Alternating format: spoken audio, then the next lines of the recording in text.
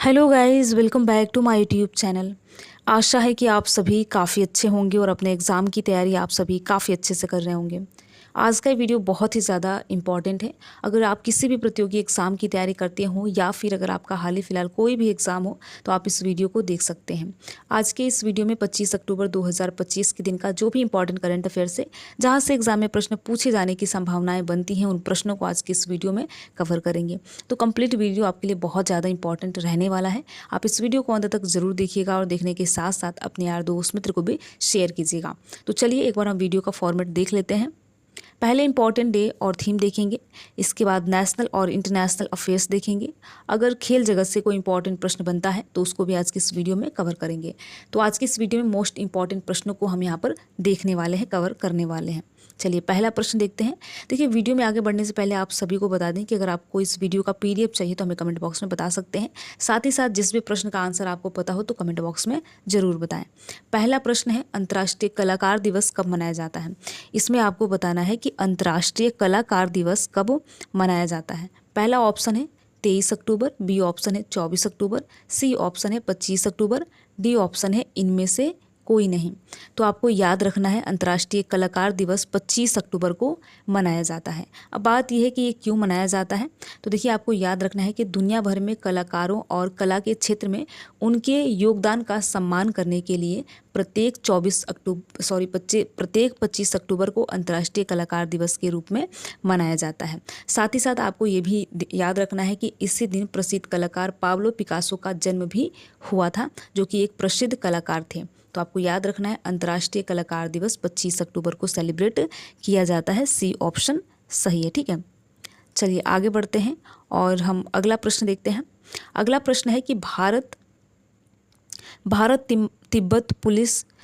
तिब्बत सीमा police स्थापना दिवस कब मनाया जाता है? इसमें आपको ये बताना है कि भारत तिब्बत सीमा पुलिस की स्थापना दिवस कब मनाया जाता है। पहला ऑप्शन है 20 अक्टूबर, बी ऑप्शन है 21 अक्टूबर, सी ऑप्शन है 24 अक्टूबर, डी ऑप्शन है 26 अक्टूबर।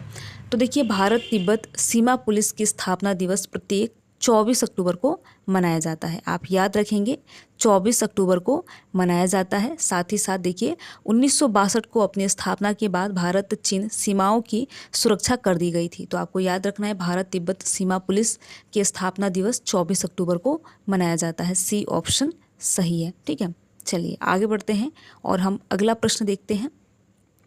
अगला प्रश्न ये है कि राष्ट्रीय एकता दिवस हर साल 31 अक्टूबर को किस नेता की जयंती के उपलक्ष्य में मनाया जाता है? मुझे उम्मीद है कि आप में से बहुत कैंडिडेट को इसका आंसर पता होगा। बात हो रही है राष्ट्रीय एकता दिवस की, कि हर साल 31 अक्टूबर को तो सेलिब्रेट किया जाता है, लेकिन किस राष्ट्रीय नेता की जयंती के उपलक्ष्य में राष्ट्रीय एकता दिवस को मनाया जाता है। पहला ऑप्शन है महात्मा गांधी, बी ऑप्शन है सरदार वल्लभ भाई पटेल, सी ऑप्शन है सुभाष चंद्र बोस, डी ऑप्शन है लाल बहादुर शास्त्री। तो अगर आपको पता हो तो कमेंट बॉक्स में ज़रूर बताएं। तो देखिए, राष्ट्रीय एकता दिवस हर साल 31 अक्टूबर को मनाया जाता है। सरदार वल्लभ भाई पटेल की जयंती के उपलक्ष्य में हर साल 31 अक्टूबर को राष्ट्रीय एकता दिवस के रूप में मनाया जाता है। साथ ही साथ आप याद रखेंगे, उन्हें भारत के पहले उपराष्ट्रपति और गृह मंत्री के रूप में भी जाना जाता है, सरदार वल्लभ भाई पटेल को। तो आप याद रखेंगे, और भारत के राजनीतिक एकीकरण में उनका बहुत ही महत्वपूर्ण योगदान रहा है। तो आप इसको भी याद रखेंगे। और ऐसे प्रश्न देखिए एग्जाम में पूछे जाते हैं घुमा फिरा के, तो आपको याद रखना है। प्रश्न चाहे किसी भी एंगल से बने, आपको अगर चीज़ें पता रहती हैं तो आप उसका आंसर दे सकते हैं। ठीक है, चलिए आगे बढ़ते हैं। अगला प्रश्न देखते हैं। महिला आयोग की अध्यक्ष किसे नियुक्त किया गया है? इसमें आपको बताना है कि महिला आयोग की अध्यक्ष किसे नियुक्त किया गया है, या फिर महिला आयोग की अध्यक्ष कौन है। पहला ऑप्शन है अनीता शर्मा, बी ऑप्शन है उमा देवी, सी ऑप्शन है विजया रहाटकर, डी ऑप्शन है मीनाक्षी नेगी। तो आपको याद रखना है कि महिला आयोग की अध्यक्ष विजया रहाटकर हैं, जिन्हें 19 अक्टूबर 2024 को रेखा शर्मा का उन्होंने स्थान लिया था। तो आप याद रखेंगे कि विजया रहाटकर जो है ये महिला आयोग की अध्यक्ष हैं। सी ऑप्शन सही है। चलिए अगला प्रश्न देखते हैं। हाल ही में भारत के प्रधानमंत्री ने ब्रिक्स शिखर सम्मेलन में रूसी राष्ट्रपति को कौन सी पारंपरिक पेंटिंग उपहार में दी है? प्रश्न बहुत ज़्यादा इंपॉर्टेंट है और ऐसे ही प्रश्न एग्जाम में पूछा जाता है, तो आपको याद रखना है। प्रश्न ये है कि हाल ही में जो ब्रिक्स शिखर सम्मेलन हुआ है उसमें हमारे देश के प्रधानमंत्री नरेंद्र मोदी जी ने रूसी राष्ट्रपति को किस पारंपरिक पेंटिंग की उपहार दी है? ठीक है, पहला ऑप्शन है पट्टचित्र पेंटिंग, बी ऑप्शन है मधुबनी पेंटिंग, सी ऑप्शन है सोहराय पेंटिंग, डी ऑप्शन है वारली पेंटिंग। तो देखिए हाल ही में जो ब्रिक्स सम्मेलन हुआ है इसमें हमारे देश के प्रधानमंत्री नरेंद्र मोदी जी ने रूसी राष्ट्रपति को सोहराय पेंटिंग उपहार में दिया है। तो आप याद रखेंगे सोहराय पेंटिंग उपहार में दिया है, गिफ्ट में दिया है, ठीक है, यानी कि सी ऑप्शन सही है। चलिए आगे बढ़ते हैं, अगला प्रश्न देखते हैं। अगला प्रश्न है कि तृष्णा वन्यजीव अभ्यारण्य किस राज्य में स्थित है। काफ़ी इंपॉर्टेंट प्रश्न है, वन्यजीव अभ्यारण्य से है। प्रश्न यह है कि तृष्णा वन्यजीव अभ्यारण्य किस राज्य में स्थित है। पहला ऑप्शन है मणिपुर, बी ऑप्शन है त्रिपुरा, सी ऑप्शन है पश्चिम बंगाल, डी ऑप्शन है असम। तो आपको याद रखना है कि तृष्णा वन्यजीव अभ्यारण्य त्रिपुरा राज्य में स्थित है। ती से तृष्णा और टी से त्रिपुरा आप याद रखेंगे। तो तृष्णा वन्यजीव अभ्यारण्य त्रिपुरा राज्य में स्थित है और दक्षिणी त्रिपुरा जिले में स्थित है, यानी कि बी ऑप्शन सही है, ठीक है। तृष्णा वन्यजीव अभ्यारण्य त्रिपुरा राज्य में स्थित है, यानी कि बी ऑप्शन सही है। चलिए आगे बढ़ते हैं, अगला प्रश्न देखते हैं। हाल ही में किस देश ने प्रधानमंत्री नरेंद्र मोदी को अपने सर्वोच्च नागरिक सम्मान मित्र विभूषण से सम्मानित किया है। इसमें आपको उस कंट्री का नाम बताना है जिसने हमारे देश के प्रधानमंत्री नरेंद्र मोदी जी को अपने देश का सर्वोच्च नागरिक सम्मान जिसका नाम है मित्र विभूषण से सम्मानित किया है, वो कौन सा देश है। पहला ऑप्शन है श्रीलंका, बी ऑप्शन है इंडोनेशिया, सी ऑप्शन है नेपाल, डी ऑप्शन है भूटान। काफ़ी इंपॉर्टेंट प्रश्न है, आपको ऐसे प्रश्नों को देखिए बिल्कुल याद ही होना चाहिए, ठीक है। तो देखिए हाल ही में आप देखेंगे कि श्रीलंका ने अपने सर्वोच्च नागरिक पुरस्कार जिसका नाम है मित्र विभूषण से हमारे देश के प्रधानमंत्री नरेंद्र मोदी जी को सम्मानित किया है, यानी कि मित्र विभूषण जो कि श्रीलंका का सर्वोच्च नागरिक पुरस्कार ये किसे दिया गया है, तो ये हमारे देश के राष्ट्रपति नरेंद्र मोदी जी को दिया गया है। और ये सम्मान देखिए विदेशी राष्ट्राध्यक्षों और शासनाध्यक्षों को दिया जाता है। तो आप याद रखेंगे श्रीलंका ने हमारे देश के प्रधानमंत्री नरेंद्र मोदी जी को अपने देश का सर्वोच्च नागरिक सम्मान मित्र विभूषण से सम्मानित किया है, ए ऑप्शन सही है। आगे बढ़ते हैं, अगला प्रश्न देखते हैं। समाचारों में देखे गए रायगढ़ किले का कौन से राज्य में स्थित है। आपको इसमें बताना है कि समाचार में रायगढ़ किला देखा गया तो ये कौन से राज्य में यानी किस राज्य में स्थित है। पहला ऑप्शन है राजस्थान, बी ऑप्शन है केरल, सी ऑप्शन है तमिलनाडु और डी ऑप्शन है महाराष्ट्र। तो रायगढ़ का नाम आपने ज़रूर सुना होगा, अगर आपने हिस्ट्री पढ़ी होगी तो भी आपने बहुत सुना होगा और न्यूज़ में भी है तब तो आपने ये सुना ही होगा। रायगढ़ का देखिए आपने छत्रपति शिवाजी का नाम जरूर सुना होगा। छत्रपति शिवाजी महाराज की ये राजधानी भी हुआ करती थी रायगढ़। तो ये रायगढ़ जो है ये महाराष्ट्र राज्य में स्थित है, जो कि रायगढ़ किले एक ऐतिहासिक किला है जो कि काफ़ी फेमस है। तो आप याद रखेंगे रायगढ़ जो किला है ये संबंधित है, ये स्थित है महाराष्ट्र में, ठीक है, यानी कि डी ऑप्शन सही है। आगे बढ़ते हैं, अगला प्रश्न देखते हैं। अगला प्रश्न है कि ताइवान ने भारत के किस शहर में ताइपे आर्थिक और सांस्कृतिक केंद्र की स्थापना की है।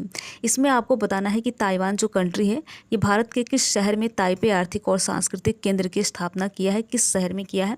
पहला ऑप्शन है बेंगलुरु, बी ऑप्शन है जयपुर, सी ऑप्शन है मुंबई, डी ऑप्शन है भोपाल। तो आपको याद रखना है कि ताइवान ने